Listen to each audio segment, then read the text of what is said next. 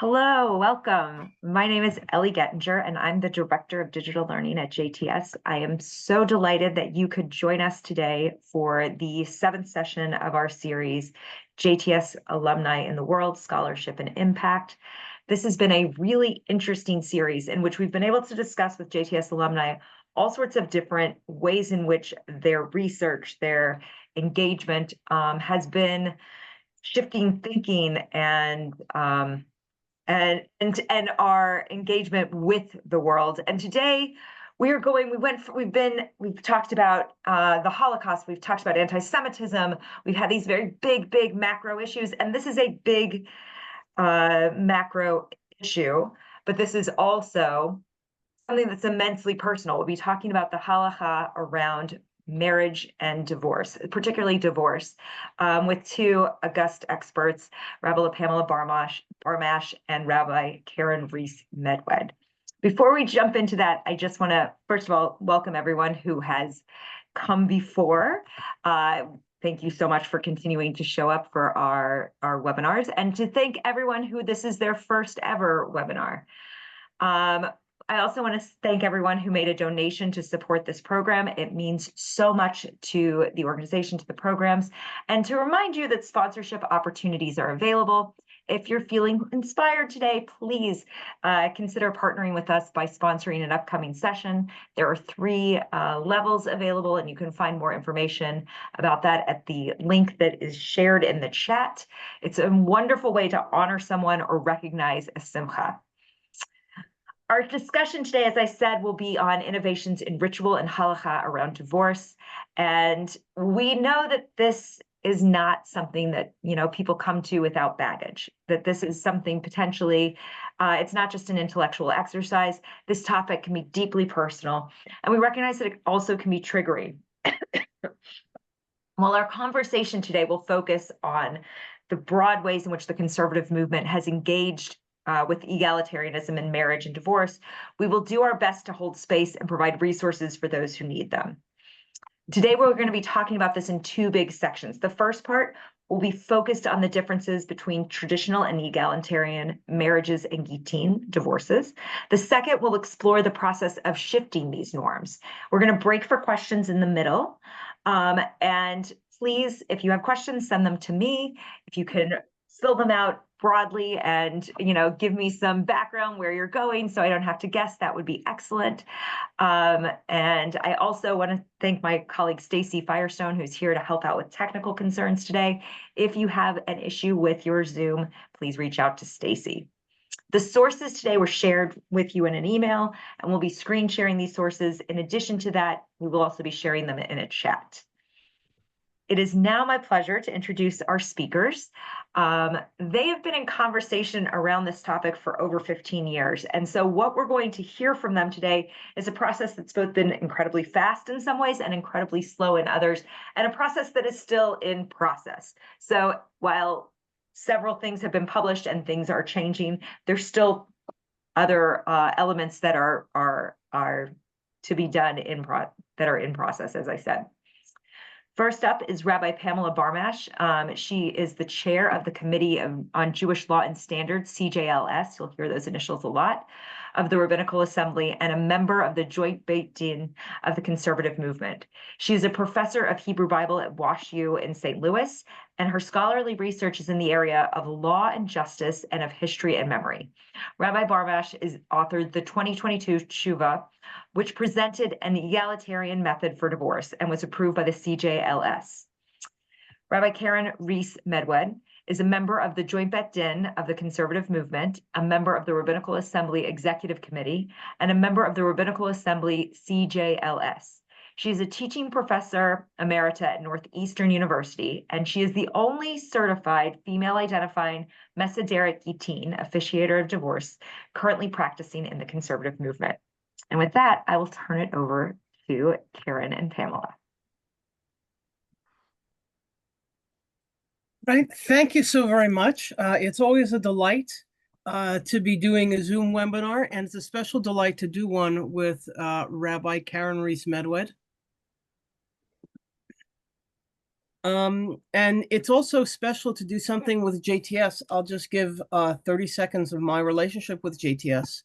A long, long time ago, when I was a teenager, and one of the things about being a teenager is that you think everything is and everyone is hypocritical and whatever. Just kind of by accident, I went to a program at JTS called the Pros Door. I don't know if it still exists. It's a program in which rabbinical students and graduate students basically go from what they learn in class to teach it to teenagers. And it excited me tremendously, just tremendously, because we studied, for example, what Deuteronomy really was and its relationship to Moses, and its relationship to other pieces in the Torah. And I found that just incredibly exciting. And that really spurred me to become observant and really changed my life. And then, of course, I went to rabbinical school at JTS at a time when my life plan at age 17 was that I was going to be a physicist, because I didn't think that JTS was going to ordain women based on the congregation I grew up in. And that maybe when I was the age that I am now, old, and my brain would be fossilized, that's what JTS would finally get around to ordaining women. And to my great surprise, JTS made that decision while I was in college.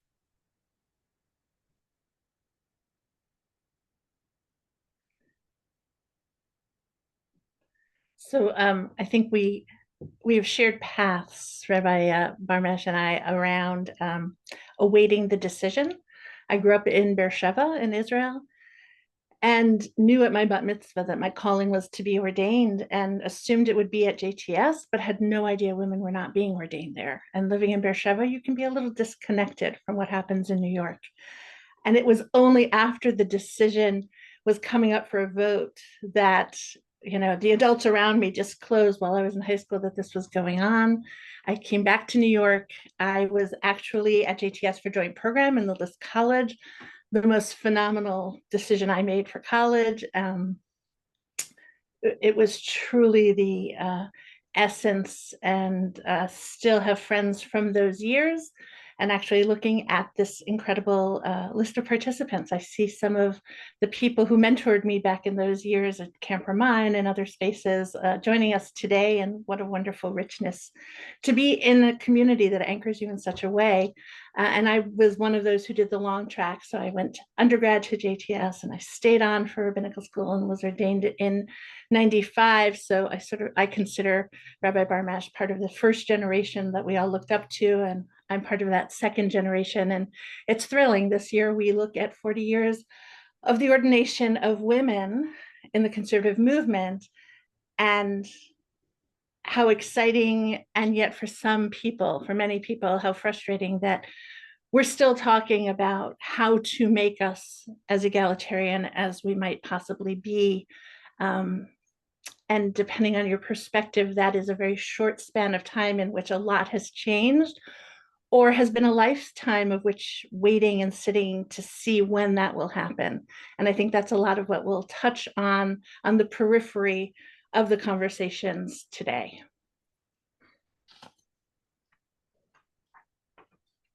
I think now we're going to get into the heart of what we're talking about. And so I'm going to start by talking about marriage and egalitarianism.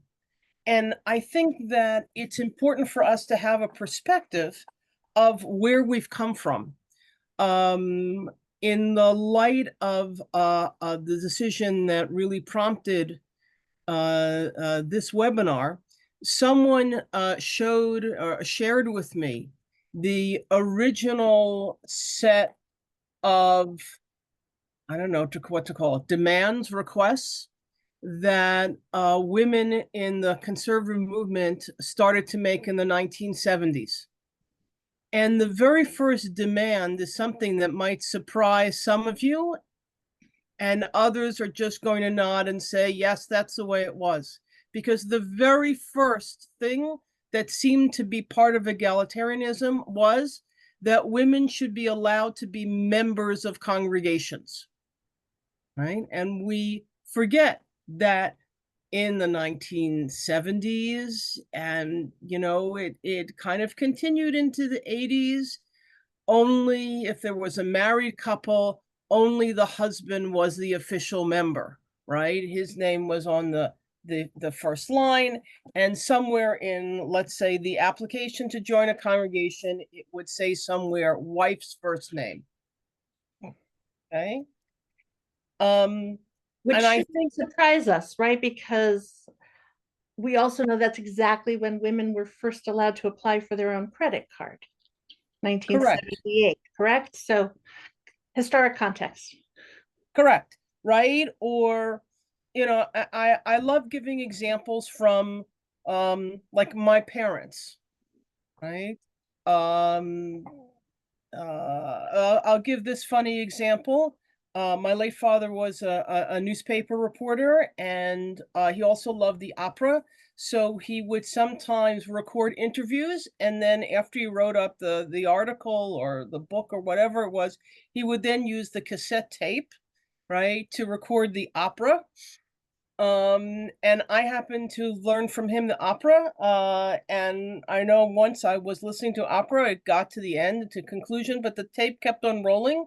And it was an interview my dad was doing with, let's say, the president of Macy's or Gimbel's in the early 1970s. And the president of Macy's and Gimbel's was saying, it's so wonderful that women nowadays are becoming college educated. And my father, this brilliant reporter, asked why, right? And the president of Macy's and Gimbel's replied, because college educated women are better sales girls. Okay, right? It never occurred to him that college educated women might be better at being president of Macy's or Gimbel's. But, their role in life was to be the sales girls. And now that they're college educated, they could be better sales girls. Okay.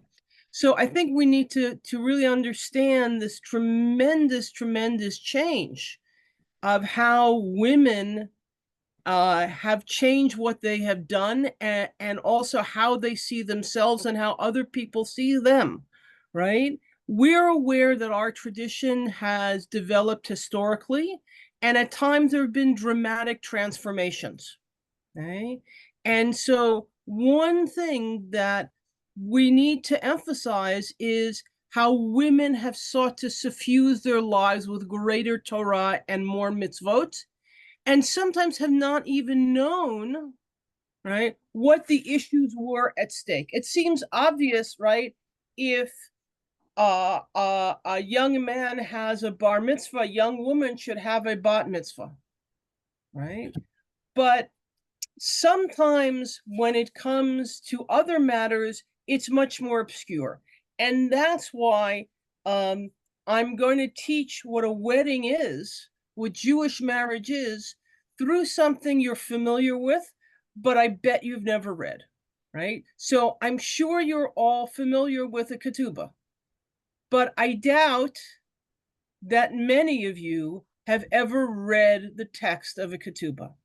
And so in the source sheet, I have given you the text of the traditional ketubah, okay?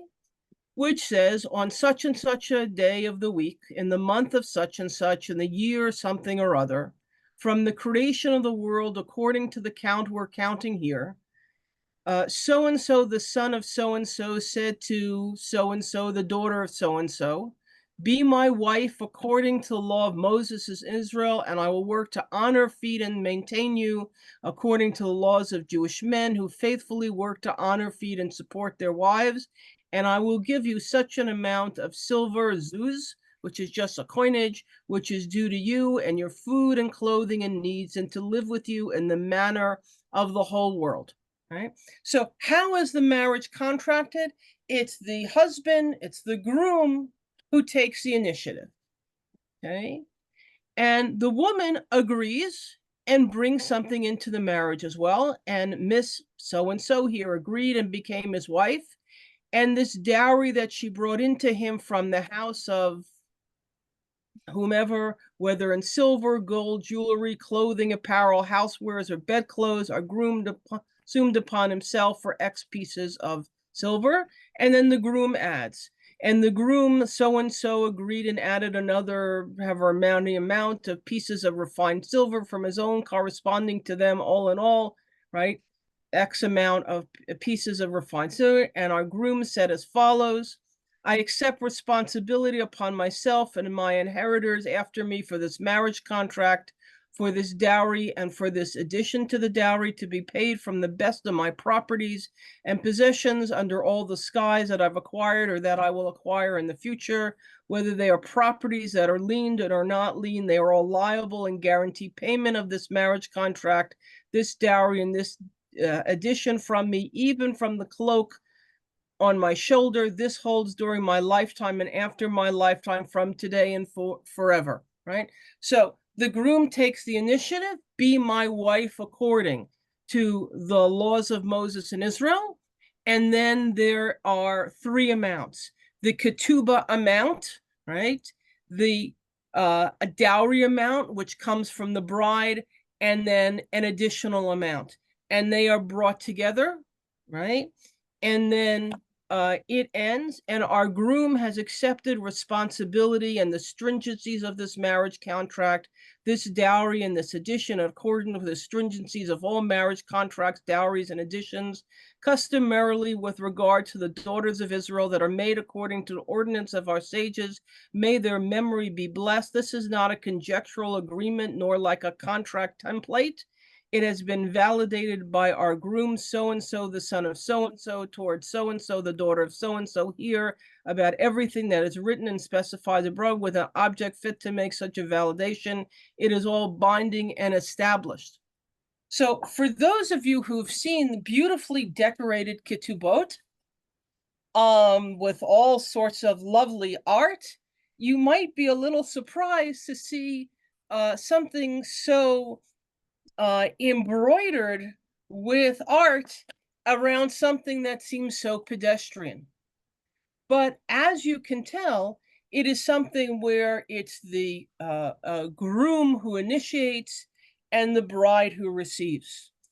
Obviously, this has consequences for divorce, because if a marriage is initiated by the groom alone and the bride agrees, who then gets to initiate the divorce, right? That is the husband alone. Now, that can cause all sorts of issues.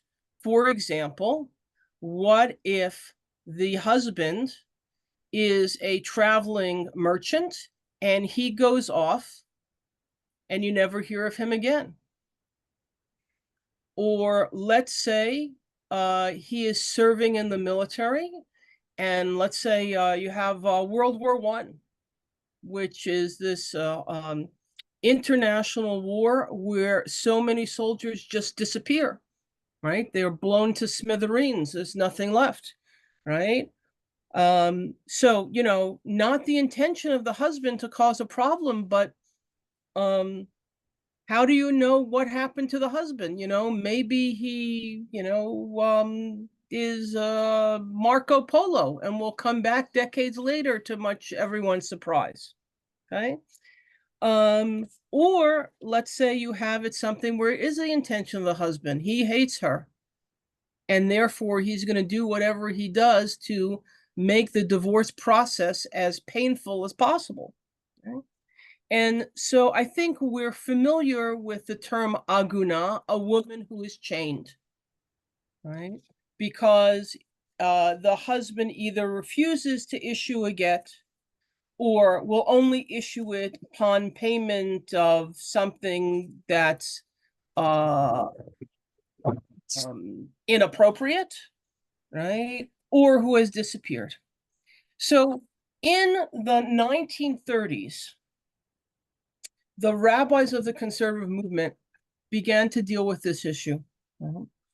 And the first rabbi to deal with this issue came up with an idea that at the time of a marriage, the groom would issue the wife the authorization in the future to issue a get. And as you can imagine, anytime that you have an innovation, people kind of push back. And so Rabbi Leo Epstein, who worked very hard to push for that, didn't get any traction. And then, of course, the horror of the late 1930s, 1940s took the attention of the Jewish community elsewhere. And finally, in the 1950s, right, a solution to the problem of aguna was formulated and put into practice by the conservative movement, which is what's called the Lieberman Clause, after Professor Saul Lieberman of the Jewish Theological Seminary. And this is also something where people talk about the Lieberman Clause. Very few people actually read the Lieberman Clause. So look at this 1950s edition.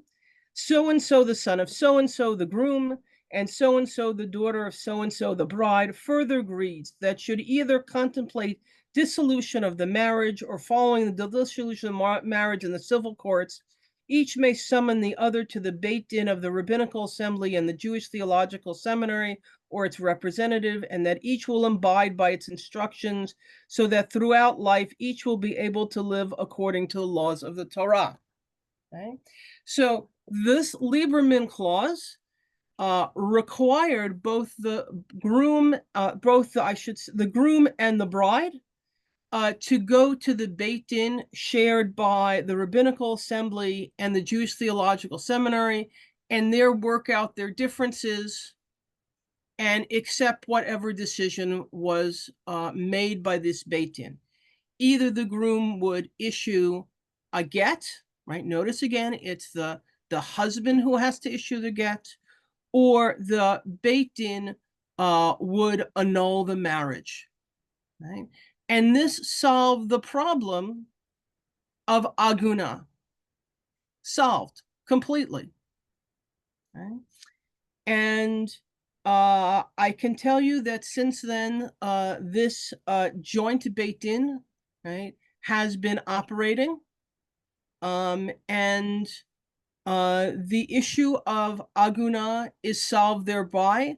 I would say that a very significant percentage of the women and couples who come to the Beit Din are not even from the conservative movement, because other movements try to help, but it doesn't always work.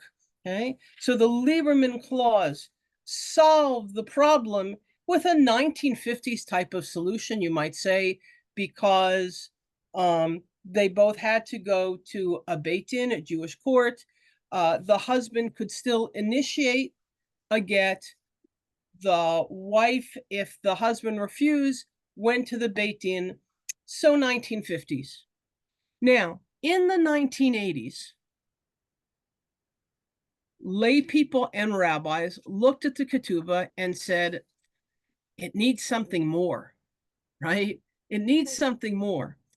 And so in the 1980s, right, you have this edition, right? So the bride so-and-so agreed to these terms, right? So that's what's in the traditional ketubah. But now look what happens, right? And to become his wife, to participate together with him, right? So that's astoundingly different words, together with him, in establishing their home in love, harmony, peace, and companionship, according to the practice of Jewish women, right? That's an astoundingly different way of thinking about marriage, right? But it was still initiated by the husband. Now, when I started in the rabbinate, the people who came to me to officiate at their weddings were coming to me for, well, they wanted something that was more sensitive. They wanted women to serve as witnesses. They wanted something that was more egalitarian. So here's something that I had been using for decades and that finally became an official CJLS ketubah.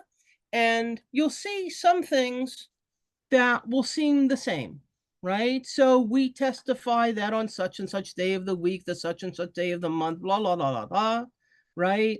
Right? The groom says to the bride, be my wife according to laws and traditions of Moses and the Jewish people. I will work on your behalf and will honor, sustain, support you, da, da, da, right? So that's what's found in the traditional ketubah. But then look what happens next, right? And the bride, so-and-so, the daughter of so-and-so, said to the groom, so-and-so, the son of so-and-so, be my husband according to the laws and traditions of Moses and the Jewish people. I will work on your behalf and honor, sustain, and support you according to the practice of Jewish women who faithfully work on behalf of their husbands and honor, sustain, and support them. I'll obligate myself to give you the sum of 200 zuzim as the money for your ketubah to which you're entitled according to rabbinic law. I will provide your food, clothing, necessities, and I will live with you in marital relations according to universal custom. So here we have something that is clearly egalitarian because the bride does the same thing as the husband. And then it says they will control their property equally. And then everything else, right, is that equal. The groom and the bride said, we will take upon ourselves and our heirs after us the obligation of this ketubah, right? The groom and the bride took upon self all the obligations of the ketubah, right? They agree to build a house in which love and companionship, peace and friendship will abide, right? And it includes the Lieberman clause, right, to which both of them agree, right?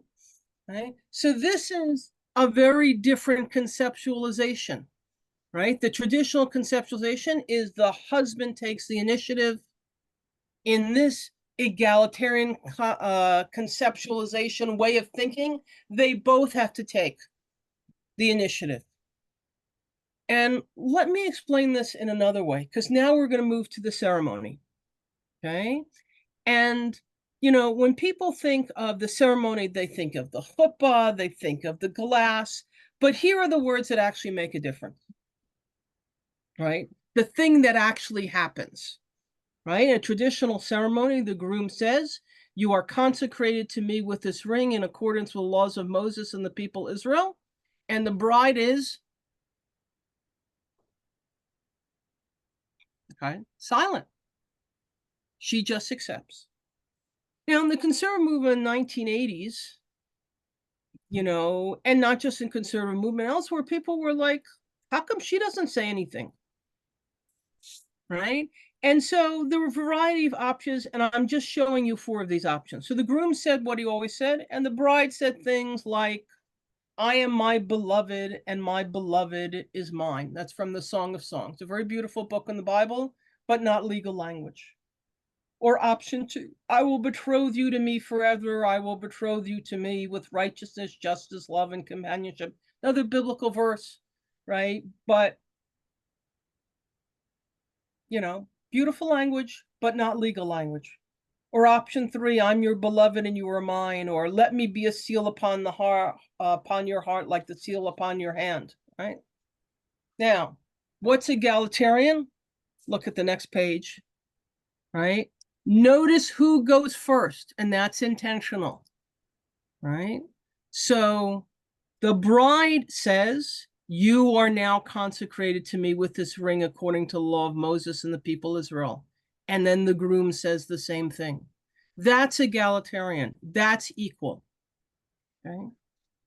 All right, I'm going to stop here because I think it's time for Rabbi Weiss Medwed. So our setup, just to be really explicit, lands us with a wedding ceremony that has some very explicit language, both in the ketubah and in the ceremony. But then we get to that place of dissolving the marriage. So the conservative movement, just in general, back in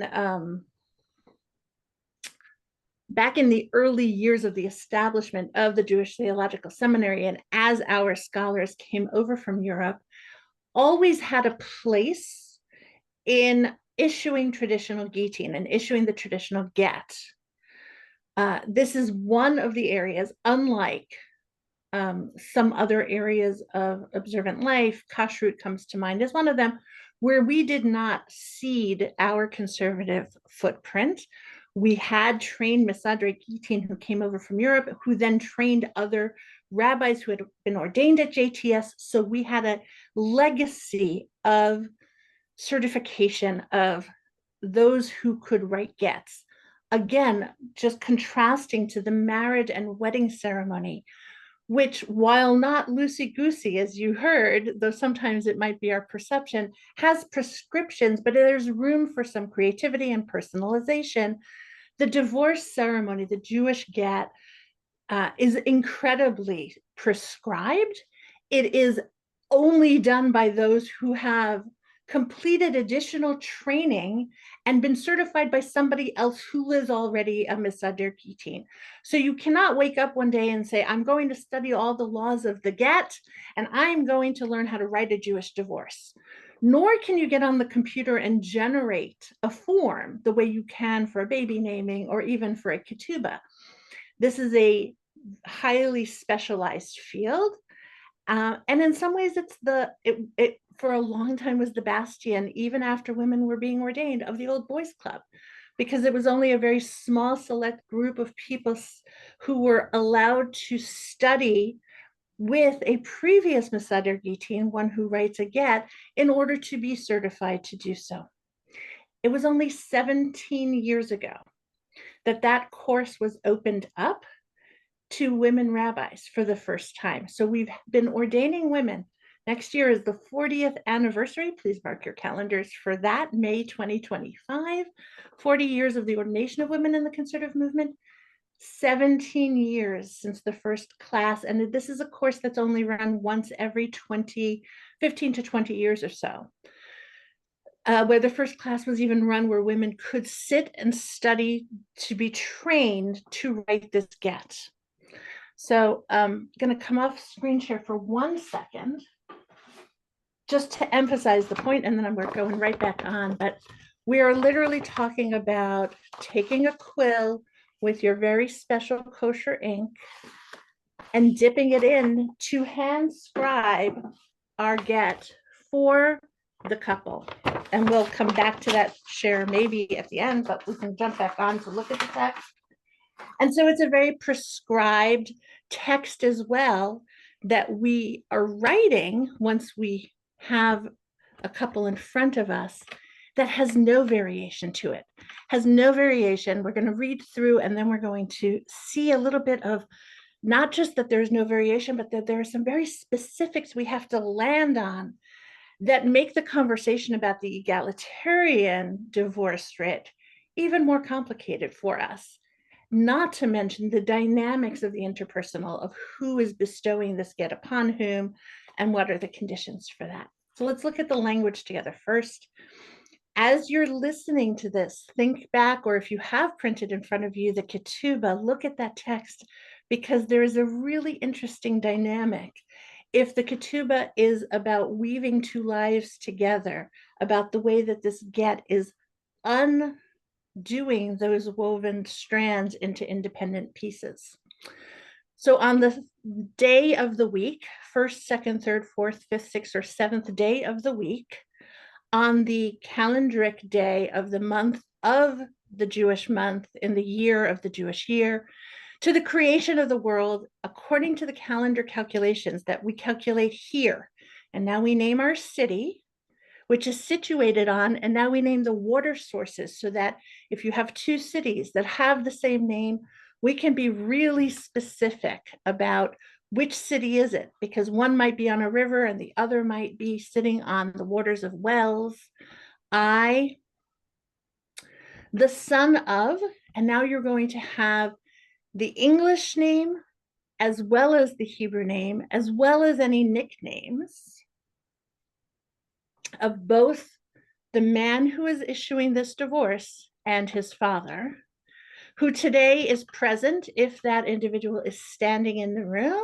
And again, we repeat, in this city, which is situated on this water source. So if I were writing it today, I would be saying in the city of Plainview, which is situated on the water source of well waters, willingly consent, being under no duress, to release, discharge, and divorce. Those three words will get repeated again. You on your own, my wife. So he is divorcing her in the traditional get. And now it is her name, religious name, English name, nicknames, the daughter of, and her father's name. Who has hitherto been my wife. And now I do release, discharge, and divorce you to be on your own so that you are permitted and have authority over yourself to go and marry any man you desire. And no person may object against this from this day onward. And you have the heter, their permission to date any person. This shall be for you from me. So for you, the wife, from me, the husband, or the ex-wife, the ex-husband, a bill of dismissal, a letter of release, and a document of absolutions in accordance with the law of Moses in Israel. That signature line, just like in the ketubah, and then the signature of two witnesses, which until a year ago, June, we're now at 1 year out, those two witnesses had to be male witnesses in the conservative movement until 2023. That has been the text that is used across traditions. It's a text written in partially Aramaic, even though it is also the text used in Sephardic communities where you might have thought it would either be Hebrew or Ladino. And it's been a text whose tradition really has not been touched. If we go down a little, the biblical source to that tradition is already in Deuteronomy, that bill of divorcement. There's a whole other conversation we can have about why are these three words about releasing and divorcing and discharging that have to do with very early scholarly versions that we found of the get that use different language for all of that. What matters to us is the description in Deuteronomy is he divorces her by writing and handing her this bill of divorcement. And that's what we continue to see replicated today. The get is personalized. It's written lishma v'lishma v'lashem gerushin, which is why we hand-scribe it, which is why the name is one of the most important elements. Who you are in that get matters, who the city is matters, and that it is for the purpose of divorce. There are 7 elements to the get that we cannot mess with. The date, day, location, and natural water sources, which tell us the context of where this divorce might have happened. The names of the people, and I want to emphasize we currently, in 2024, only use fathers' names still. I would say every other woman who is in touch with me about her get has a really hard time with that. I have lost Gitin, people who have said, you know what, forget it. I will go get remarried in the Reform movement. I'm not doing this because their mother's name are critical to them. And that's one of our agenda items we still have not resolved when we're talking about the get, that we're not doing it under duress, that we're using all 3 words to release, discharge, and divorce, that you're changing status from being married to being independent, that there is no objection from anyone, no permission for anyone to object. There's a cherem, and that it's done in accordance with the law of Moses in Israel. That traditional text is incredibly rigid. It has a Mesader Gitin, it has witnesses for its writing and witnesses when it's delivered, because we can write it in the presence of both the husband, the ex-husband and the ex-wife. We can write it with only the ex-husband in the room giving us the charge to write it, and then send it by mail to be delivered elsewhere. We can write it without the ex-husband there, but the ex-wife sitting and watching her get be written for her and then deliver it to her. And I, as a Mr. Gitin, can sit and write a get with my witnesses in the room. and then deliver it at another time to the woman on behalf of an ex-husband who never has to be there, and she doesn't have to be in the room while it's being written. That variability is available to us. But at all times, right now, our get is unidirectional. It is coming from him. We must have his initiative and his agency appointment in order for it to be delivered to her. So, looking at our time, and I want to be sensitive to, we have a lot of other pieces. I want to just sit for a moment with what happens at the time of delivery for the get, because that's going to help inform some of what we have done with Rabbi Barmash's teshuva on the egalitarian get. So when it's time, when a get has been written and complete, and its writing has been completed, and it has had its 12 lines checked, and the letters are all kosher, and all of the names and all the other identity markers in it are specific, we have a very legalistic script. And this is the moment of the get that I just think is most familiar to all of us, whether we've seen it in sitcom TV episodes or we've seen some of the movies around the get process. It is probably the place in which conservative Gittin are most different from the Orthodox Beit Din. This is that moment of ensuring that a get is delivered in a kosher way. So there are two things about this moment that I think stand out in the ways in which conservative Misadrei Gittin approach this. The first is that while it is a legal text and it is a halachic moment of making sure that we're doing everything in accordance with the letter of the law, that for us it is a pastoral moment. I have one colleague who ensures that the get is delivered in front of the Aron Kodesh, in front of the Ark in the sanctuary, and approaches this as a day in which one is leaving behind one identity and starting afresh. And so similar to the end of Yom Kippur, where many synagogues will open the Ark so that you can pass in front of it and have a private moment as you enter the new year as a new person, at the moment in which the get has been delivered, they then open the Ark and allow the woman to hold her get in front of the open Ark and just stand for a moment and reflect on who she is going to be for herself.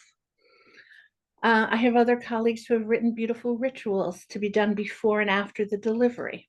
And even in the moments of delivery, we sit in a circle. We don't have a Beit Din sitting as a panel. So that there is a feeling of ritual, that this is a legal document that is also serving a purpose of closure. One chapter of one's life is closed with this get. There's no getting around that story, but also another chapter of one's life is being open, and that piece of the story can still be celebrated or experienced in a ritualistic way. The second piece is that the get is completed with us reciting this ban of Rabbeinu Gershon, that if anyone should question this get, they will be excommunicated. And that is the moment when a get is finished and kosher. And it's sealed and it's done. And from that moment forward, there's also room for the woman to, holding her get, still proclaim, similar to Rabbi Barmash's proclamation that for the wedding ceremony, can proclaim this get to be hers, that with this get, she is single, her ex-husband is single, he can pursue his next chapter in life and she can pursue hers. And so we're learning, and especially with women as Misadrei Gittin, we're having conversations together about what we can do even now with the traditional get that we have, to make some space and to make some pastoral space. And then in June of 2023, and we don't have the text for this, but I would actually go back up for a moment, if we could, to the text of the traditional get. In June of 2023, Rabbi Barmash's Shuva on the egalitarian get was put into play, and we had an opportunity sitting together to write an egalitarian get. And so if you look at these 12 lines of the traditional get, we had the chance to scribe that in its Aramaic, which, by the way, was probably the heaviest lift I've ever seen Rabbi Barmash do, because it was that language translation into the appropriate sounds of a 12-line get from him to her and from her to him. And so we scribed only the get from her to him, using the traditional language, but with the idea that we would have two Gittin. And we are on the precipice now of figuring out how we enact this egalitarian get for the egalitarian marriage. So when you have had an egalitarian wedding, in which she has consecrated him and then he has consecrated her, what will it look like for us to write the text of two gets mutually provided to one another? And there's a whole slew of complex questions that, of course, as rabbis, we immediately start to ask ourselves that we have to solve for. Like if you're not in the room together and we send one off and one of the two members, God forbid, is hit by a bus, are you divorced or are you widowed? If one is recalcitrant and refuses to receive a get, but the other wants a get, do we do a hafka'ah? Do we do that annulment so that we don't have an aguna? These are the best halachic questions we could possibly have, because it is our first time ever being able to talk about an egalitarian get, being able to talk about women giving their husbands a get, initiating the process, being able to pick up the phone and not say, hey, Rabbi Weiss Medwed, I need a get, and me having to say, okay, I'm going to need to get your husband's permission, but being able to say, with your phone call, we start the process, it is happening. It's a huge moment. It's a watershed moment for us of owning our conservative halakhah and owning our rituals around it, especially monumental for those of us inside the process. I believe we're pausing for some questions on all of this, and then we're going to look at the other big change, which was witnesses.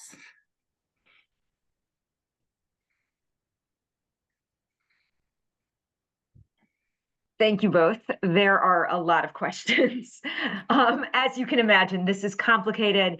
And there are questions from all sides, questions about just some of the mechanics, like how old is the ketubah and who is Rabbeinu Gershom, but also questions around kind of some of this very complicated specifics of this process, like if you get married with a ketubah without a Lieberman clause, can you have a Beit Din that then is enforcing a Lieberman clause? So I'm going to start you out with those three, and then we'll maybe see where we get after this. So let's start with that last one, because I think that's a simple one, which is to say anybody who calls a Mesader Gittin. So what you will usually do when someone is ready to start the process for their Jewish divorce is reach out to your local rabbi, or you reach out directly to a Mesader Gittin, and the Rabbinical Assembly has that as a public list.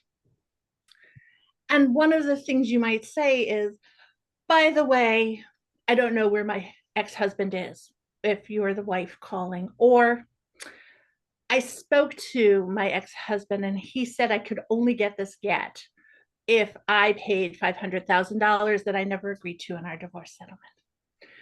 The key issue for all of us in the joint Beit Din and the Mesader Gittin and members of the CJLS and rabbis in the conservative movement is we do not allow Jewish ritual to cause harm and distress. That is not what Jewish ritual is for. Jewish ritual is there to create sacred moments in our lives. And those are sacred moments are healing, sacred moments are done with care and done with compassion. So we don't weaponize the get, and we don't play into those systems. That doesn't mean we automatically annul everybody who says, oh, but my ex won't do it. There are processes, there is outreach, really, with the exception of evidenced domestic violence and police orders in which we might have a different approach. We want to make sure that we've spoken to both members of a former couple, but that each has had an opportunity to be in touch with the rabbi writing their get, And then if there is in fact a situation where one member is refusing, there are processes in which we come back to the joint Beit Din, evidence the cases, and in a very timely fashion, in those places where the joint Beit Din says it's appropriate, we annul it. And those are all case by case by case done and handled. I'm going to punt the ketubah age to my colleague on this. So because of my interest, my scholarly interest, I can tell you that the idea of a written document between a husband and wife predates our people, right? That so that we have from antiquity, long before the Torah, these types of documents, right? We do have, and this is like really fascinating, very early Jewish documents from the biblical period. We don't have a lot of them because they wrote them on leather or papyrus, and obviously that doesn't survive. I'm sure all of you have heard of the Dead Sea Scrolls. The reason why they're so famous is because they survived. What you don't know is most of them are incredibly bad shape, right? They survived 2,000 years to deteriorate more in the past 50 years than they did for 1,900 years, for 2,000 years. Because once you take them out of the environment of the Dead Sea, they deteriorate. So these documents are of long standing, and it's therefore not surprising that they conceptualize long standing ideas about the social role of men and women.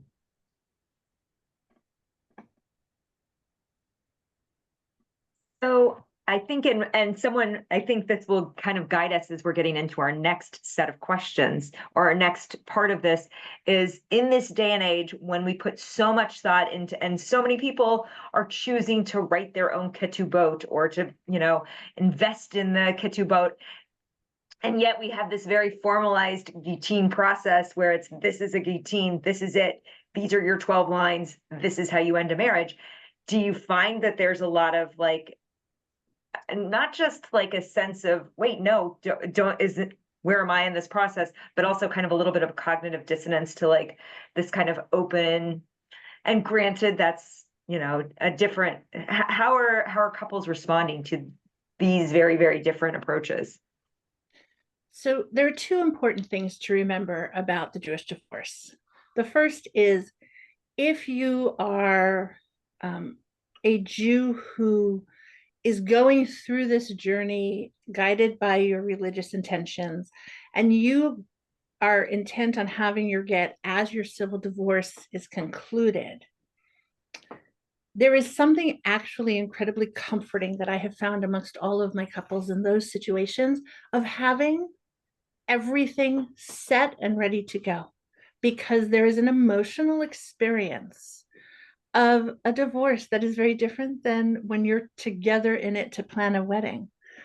First of all, you're not going to necessarily be on the same page of what each of you needs, nor should you need to worry about each other's needs in that religious moment of a divorce, because that's exactly the separating out that you are doing. And depending on the type of divorce you had, you may or may not want to be in conversation with one another or in the same room with one another, in fact. And most couples find it incredibly helpful and comforting that they just need to come and it's taken care of. And what we are finding is that for people who are looking for that extra creative space, that there are rituals around mikvah, around how you dispose of mementos from the wedding, that people lean into at that moment. The second set of Gittin are written not when people are divorced, but when they're about to remarry, We affectionately call those Mazel Tov gets. I learned about this from the Vice Chancellor at JTS, Rabbi Gordon Tucker, who, when he himself went through his get, was leaving the building. And the receptionist there said, "Oh, Mazel Tov on your get." And he said, "What are you talking about? Like, this is such a sad moment for me." And she said, "Oh, but now you have the opportunity to remarry." And he said, it didn't work for him at that moment in time, but it is in fact true for many of the couples he has since worked with, that it is at the moment of remarriage. And for those couples, again, having a legal ritual that is tended to, that is one thing they don't have to be thinking about. And honestly, for the other member of that former couple, it's often seen as a moment of relief of, oh, someone else is taking this person on.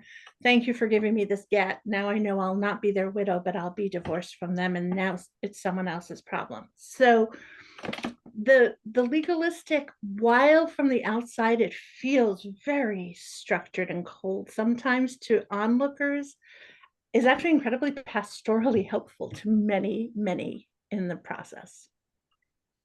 And because it just came up again, why Rabbeinu Gershon of all the people, and why is he the reference point? Other than like all I can, the ban on polygamy is there, you know. I mean, he issued the ban, literally, like it's his ban that we're quoting. Thank you. Let's just get to that simplistic, because otherwise we're going to get into a whole other who is he, what is he, and I think we're trying to not. He had yes, no, that works. Thank you. Ban on polygamy, everyone. We're going to move ahead because there's so much more, and I want to get into this process because you've given us this thumbnail. Let's move forward. Okay, so we've been mentioning two rabbinic committees. One, I think, is more well-known. The other operates more behind the scenes. So the more well-known committee is the Committee on Jewish Law and Standards.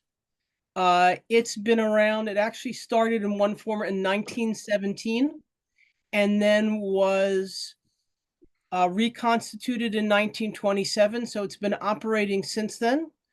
And this is the committee that issues tshuvot responsa that deal with issues and questions in a general way, right? And I've been on it since 2003. And I've been the chair for the past 2 years. And I see one of my major aims as chair is it used to be thought that once the law committees, is often called, or the CJLS, because it seems too long to say Committee on Jewish Law and Standards all the time, okay, issues a tshuva, its job is done. And I see that actually as the beginning of a new process of teaching, of publication, of pedagogy. And that is something that I think is essential for a Committee on Jewish Law and Standards.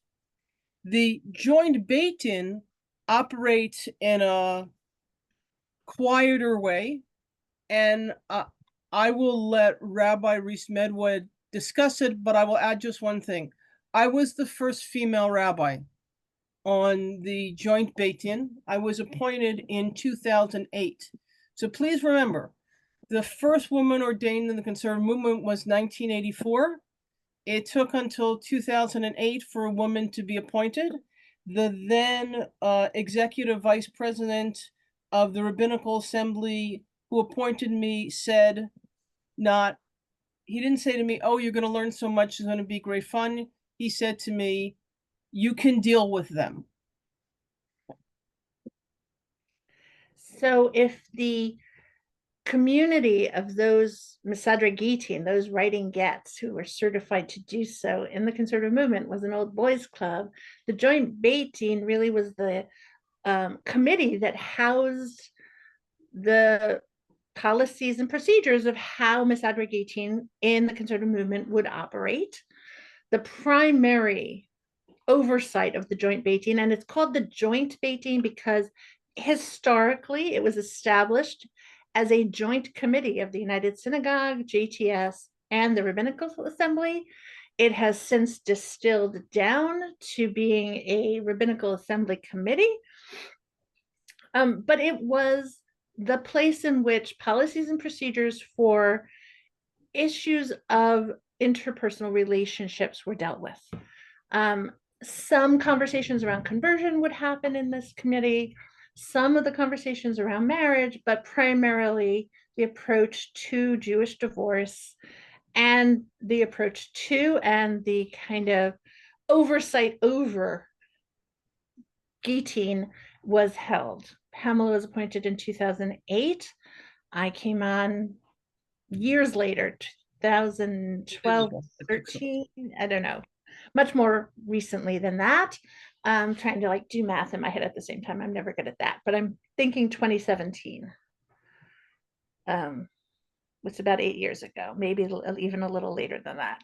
So Rabbi Barmash is on the Joint Beit Din extensively for a while. She is not a certified Mesader Gittin, which does not make her any less of a formidable colleague.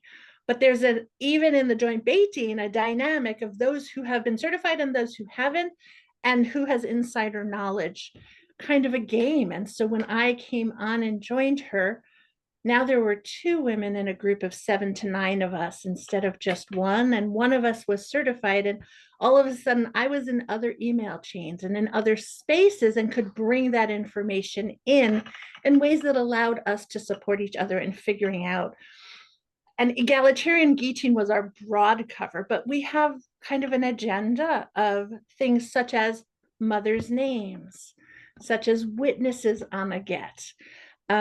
Even when women were invited to study to be Mesader Gittin, it was not presumed that our gets would be accepted as divorces by all members of the Rabbinical Assembly.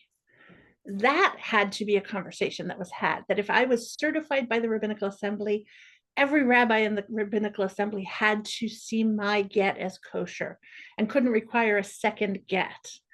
And so we are talking conversations that we didn't think we were going to have in this century that we were still having and that we are still having. We also, I think, brought important insights around the ritual experience, around softening up, around not weaponizing our rituals and coming to it with compassion. And the Joint Beit Din has been the space through which we can then inform the broader movement.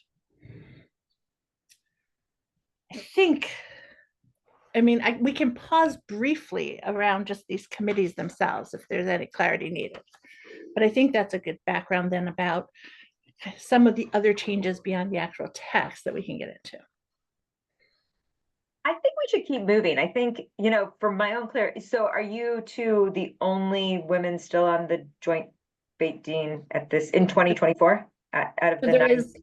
There is now one more. We are not yet at a 50-50 point, but there is a woman who's training to be a Mesader Gittin. This next comment might seem snarky. It's not. It's just meant to give us a sociological context. She actually brings the age demographic down significantly, and Rabbi Barmash and I collectively already brought that age demographic down. And so there's an attempt intentionally to open up the Joint Beit Din, to make it more accessible across generations, because that also was part of its phenomena. And so I think in the next round of appointments, we will likely see another, perhaps woman or 2 appointed, at which point I think we'll be in a healthy space of broader representation. And just to throw out there kind of, for next summer, right? We still now need to talk about LGBTQ couples and what will it look like as people are having same-sex kiddushin to dissolve those marriages and use our tools of Gittin to do so. So there's a lot more coming and more representation that will be needed so that we're sensitive to everyone's needs in those spaces. There are a ton of questions, but I know we have a ton of content. So let's keep moving and we'll get to some of them at the end. I want to talk about the question why it took so long, right? Because the tshuva on egalitarian divorce and Gittin And also what we're dealing with the second half, which is the ruling to allow our Misadre Gitin, the rabbis who are certified to preside over divorce, to write Gitin, to decide for themselves whether to use just men as witnesses or or women as witnesses. Why it took so long, right, for us to be there? Because after all, you have to say, we only allowed in the past year the Misadre Gitin to make the decision whether to use women as witnesses. And you're like, what? Right? I think we sometimes don't realize to what extent we in the conservative Masorti movement have been hesitant to follow our own philosophy and theology all the way. Right? While the decision to allow women into the rabbinical school took place in the 1980s at JTS, that was after a great deal of debate that had been going on for 15 years. And there were women who were unwilling to wait, okay? I recently met the female rabbi who's the chair of the Reform Responsa Committee. And the absolute first thing she said to me after hello was, she so wanted to go to JTS for rabbinical school. But she felt that the decision was taking so long and seemed so impossible that she decided to try a different rabbinical school and to move from the movement that she grew up in and was comfortable with to another movement. And I think there's a lot of things that you would be very surprised that were not dealt with until relatively recently. So, for example, my tshuva on women being equal in the observance of mitzvot, that's 2014. And you may be scratching your head and saying, shouldn't that have been in 1984, right? Not in 2014. Or that egalitarian marriage, that dates 2020. I mean, yes, I was using it for decades, but, you know, as, you know, something that was official in the movement, not until 2020, right? And I think there are a lot of ways in which we've lacked or not had the courage of our own theology, our own philosophy, our own belief in egalitarianism, right? Of understanding how equality, right, helps us to make our lives suffused with Kedusha, holiness, how we've sometimes really been hesitant to bring that out, to put that into practice. I think, and on top of that, we often indulge in too much complaining and not enough trumpeting our successes in the conservative movement, right? So, for example, that's one of the things about talking about the Lieberman clause, that we solved the issue of agunot in the 1950s. Yet you would think in the Jewish media that the solution to the aguna problem is still in the future. And I'm going to let Rabbi Weiss Medwed. Well, I was just chiming in, Rabbi Barmash, because part of our not trumpeting our own success stories is we have also, for so many years, because we think of ourselves in the conservative movement as the center, we have tried so hard to hold ourselves together, right? Klal Yisrael, that concept, that phrase that we hear so often touted, the the whole people of Israel, has always been a value for us as conservative Jews who sit in the center of holding. We want to be able to hold positions and to live a halachic life that we feel is recognizable on both sides or on all multiple sides. And the challenge in that is when one of those sides still doesn't recognize in us an authentic halachic Judaism, and for how long and to what end. And so another piece of this tension over time, and Rabbi Barmash and I talk about this a lot, especially because as women rabbis, we're looked at as part of both the solution and the challenge, is at what point do you say, you know what, we are confident in this halachic position, and therefore, if someone is not going to recognize our get, that's actually their problem, not ours, because we understand with confidence that what we are living is a vibrant religious life and following the frameworks that are accessible and available to us in ways that could be recognizable should someone else also want to live their lives guided by Klal Yisrael.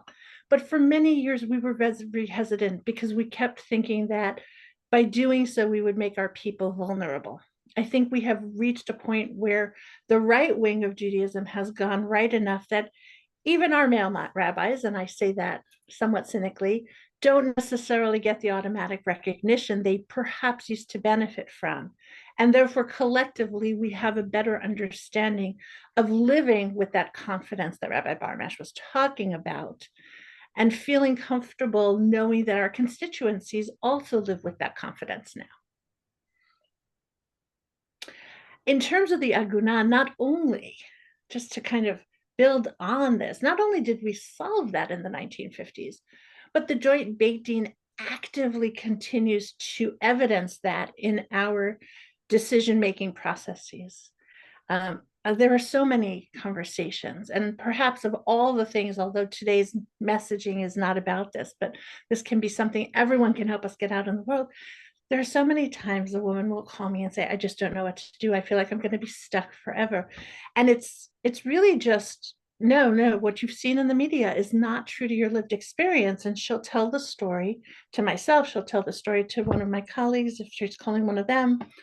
And we will say, well, here's the simple process, because it really is a simple process. If you have a recalcitrant ex-husband, it should not be so complex. Calling to get your get should not be the thing that weighs on you heavily. And you shouldn't feel like you're about to go through months and months of manipulations and negotiations just to have your divorce settled, especially if you've already had a civil divorce in hand, which in and of itself is evidence that this is a couple who meant to divorce themselves from one another. And so, of course, the Jewish divorce should partner with the civil one. Every time people come to me and say, well, can we have a session about the Agunais? My answer is honestly, well, you could if we want to do a historic session, but let's talk about like current issues that are real in our movement, because Agunah is not one of them. And I should mention this, that the joint Beit Din is often appealed to by women who come from more traditional, from Orthodox communities, right? A significant number of the cases that the joint Beit Din deals with are from women in the Orthodox community, or from, let's say, Sephardic communities that are more socially traditional, where their communities do try to help them with a recalcitrant ex-husband who's refusing to extend the get. But unfortunately, the ways that their communities have at their disposal to help them aren't good enough, right? And, even in the state of Israel, there are men who are willing to sit in prison for years, including in solitary, because they hate their ex-wife so much that they just would prefer to sit in prison than grant her a get in a traditional get process, right? And so our community, where our joint Beit Din, which is our international Beit Din, has the authority to annul a marriage, is the way to go. And it works effectively. There are so many logistical questions, and some of them are, in the spirit. I'm sure you've gotten these a million times. What happens is if a woman receives a get through the joint Beit Din, are they considered single in the Orthodox world, or is this, how fraught is that? Are their future children considered mamzers? Is there mamzer, these kinds of, and I think one of our commentators said, one of the people who, it was like, at some point you just have to live your own religious life. And if they're not going to recognize, we can't just say what we're living in the spirit of, in the shadow of we have our own fully realized, and I think you guys have pointed to this, halakhic life. So how, and one of the other common questions was kind of, how is this being approached in the field? Where are the challenges? Where you just mentioned one of the bright spots is that there's an opportunity for women who aren't getting the support they need in their movements. Where are the challenges? So let me start with just what is recognized and what is not. I will punt mamzerim to Rabbi Barmash because no one but Rabbi Barmash should speak to this part. In general, this is both a national conversation, but also it's really regional, right? So at a national level, the activity of conservative rabbis will always be recognized by some of our more moderate Orthodox colleagues and not recognized by our more right-wing colleagues. And in particular, when we start to talk about the land of Israel and the state of Israel mostly.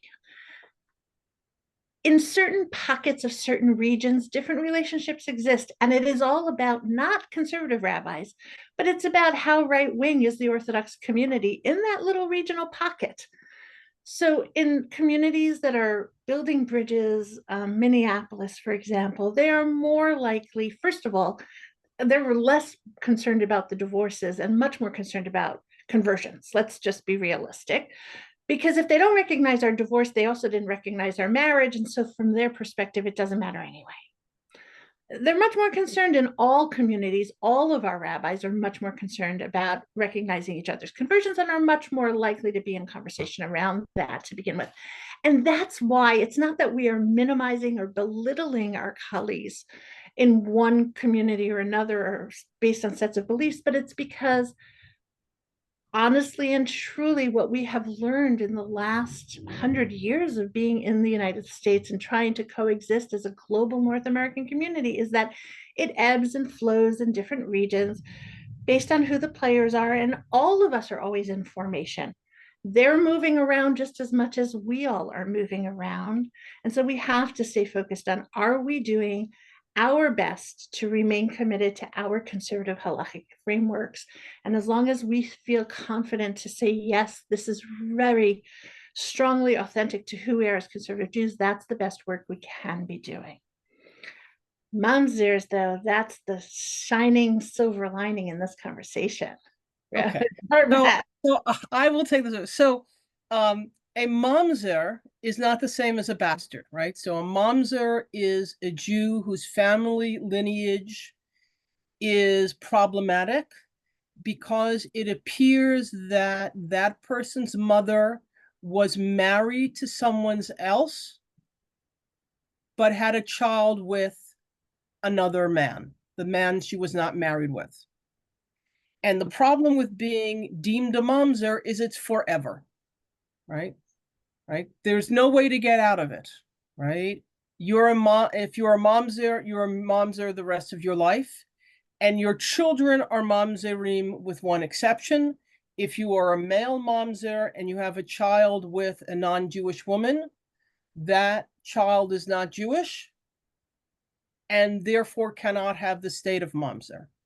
Now, the consequence of this status being forever is that it's also terribly unfair. It's not something you did.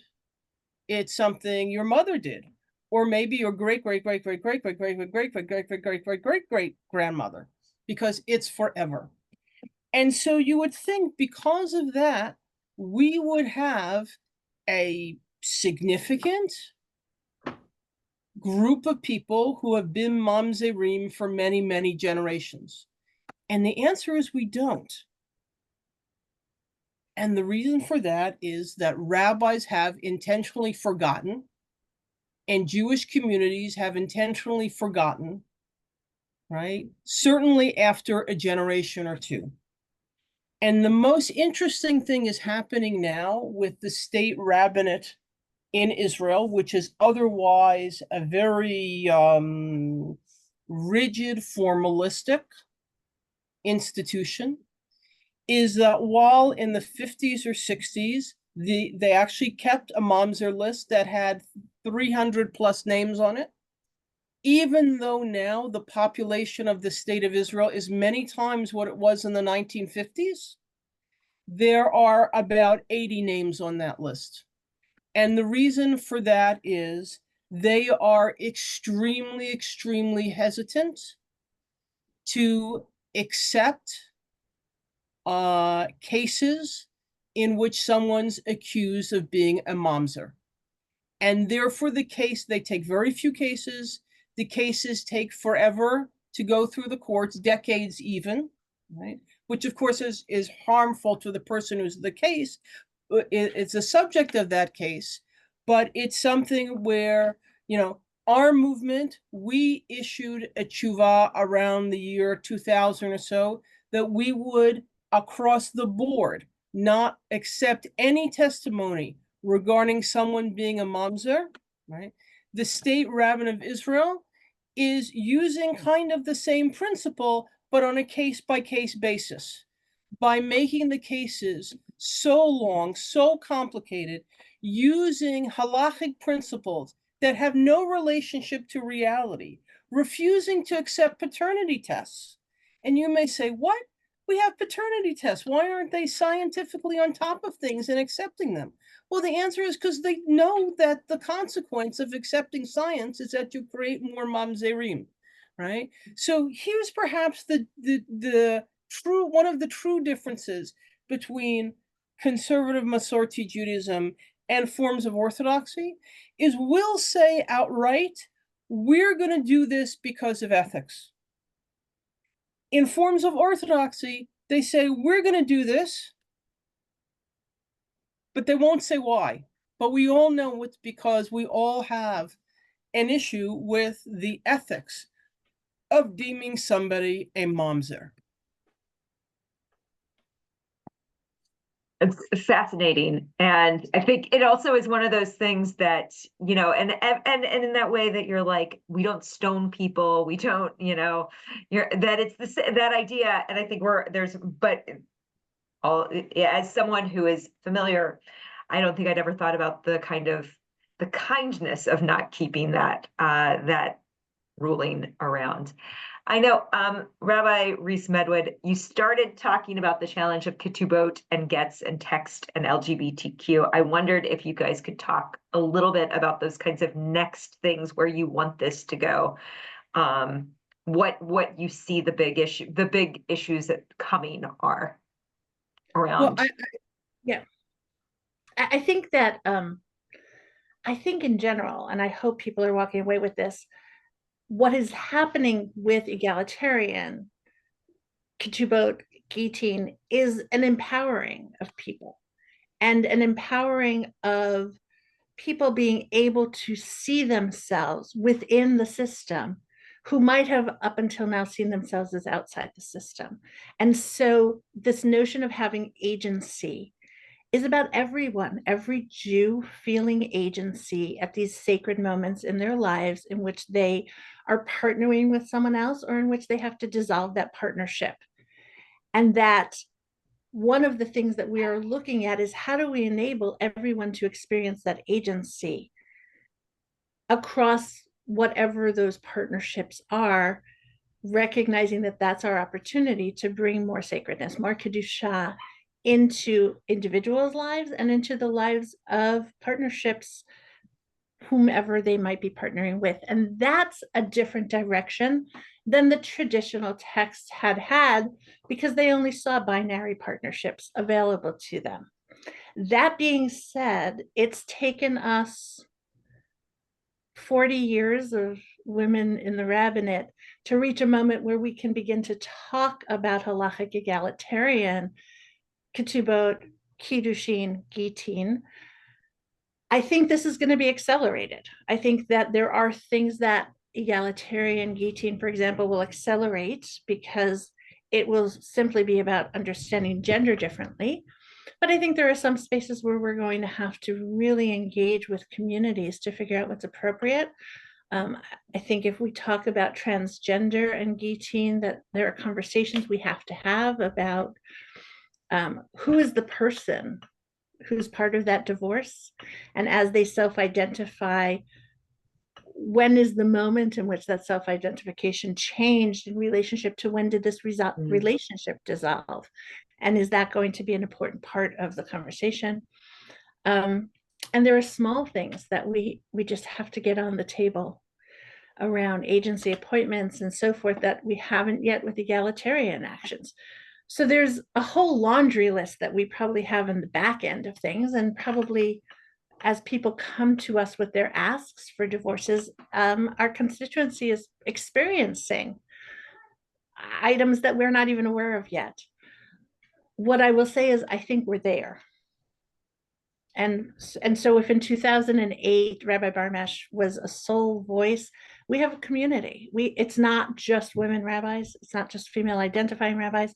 It's a community of committed rabbis across both the CJLS and the Joint Beit Din who are thinking this way. And we're representing more than just our own voices.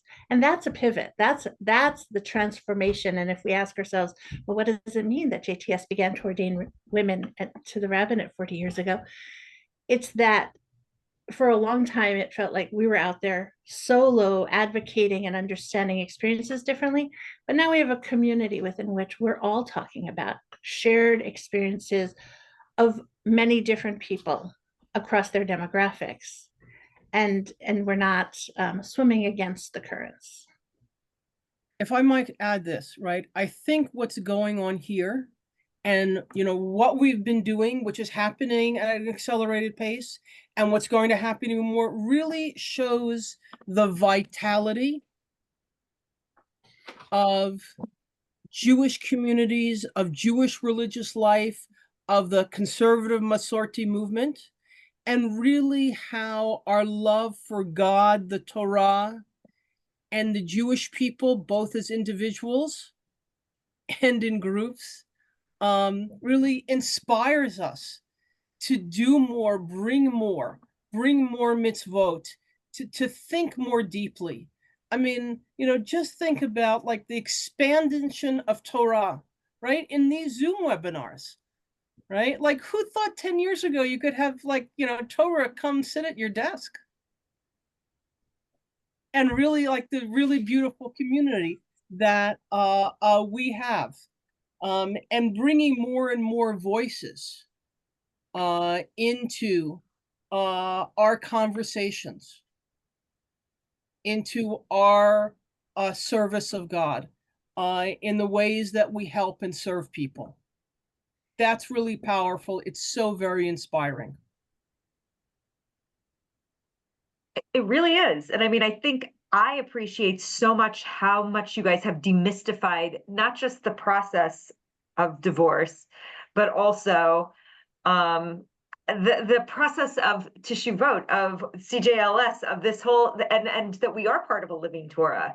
That this is in some ways, this is not the right word, but it's the word I'm going to use. The magic of the Masorti conservative movement is that we are in this conversation with history and with, what's next, what's happening. And I feel very inspired by your work, but also kind of I'm very happy you're in the room where it happens and that you're willing to tell us about, how the kosher sausage gets made. So thank you both so much for sharing with us. I've shared in chats, if you have specific questions around divorce within the conservative Masorti movement, there's a resource list. We put some resources in our packet that we shared today. In addition, the listing of Misadre Gitin, I did it well the first time and it's gone now, is also there. And this week we're all about divorce. Next week we're all about marriage. And we're going to have Rabbi Aaron Brusso talking with us about a process he undertook with the Executive Committee of the Rabbinical Assembly on looking at interfaith marriage, specifically in pastoral approaches to interfaith marriage. So we probably should have done this in June. We probably should have flipped the order, but we're excited to be able to explore these kinds of intense, heavy issues and to have really good conversations around it. Rabbi Weiss Medwed and Rabbi Barmash, thank you so much for sharing with us today. And we know that as things come out, you'll share them again with us. And this video will be recorded if you guys, because I'm guessing there are people on here who have lots of friends and family that they want to share this with, so it should be up by the end of the afternoon. Thank you all so much for joining us. Thanks for having us. Thank you. Bye-bye.